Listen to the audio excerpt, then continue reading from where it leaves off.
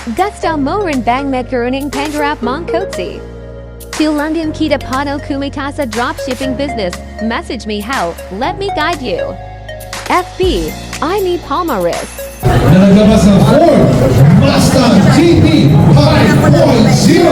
Walang iba kundi ating government servant, PNP officer, J.R.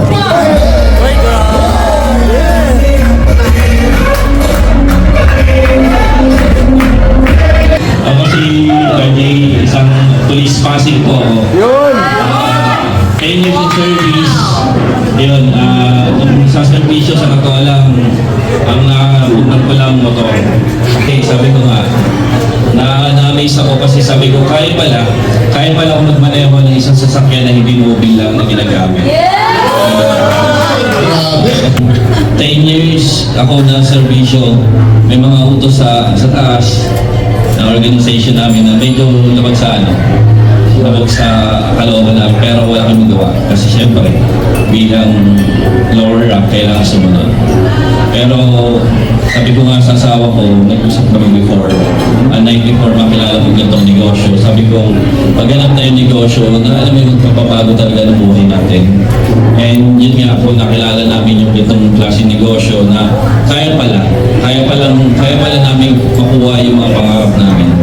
Bilang police, nag-duty pa ako 12 to 24 hours per day. Grabe po mag-recognize po si JC ng yung mga ganitong resulta. Kasi sa totoo lang po, grabe may sa table.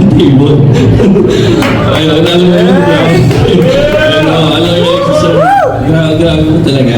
Wala pa kasi nakikita ko po yung mga nandito, kanya-kanya pong profession, kanya-kanyang alam mo yung ginagawa sa buhay, pero alam mo yung bilang pulis, sa totoo lang, nasanay po kami security lang sa mga ganyan. Pero ayun, kasama kami.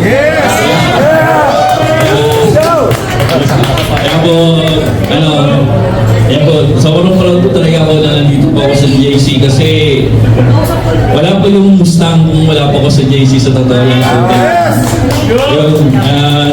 Gusto ko lang sa mga kapwa ko uniform, yung lakas ng loob sa tiwala na meron dito sa kumpanya. Kasi sa totoo lang, wala na kayong maano na ganitong kumpanya na, alam mo yun, na lahat ibibigay talaga eh.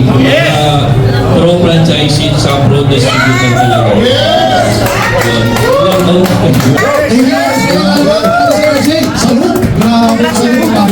Salud!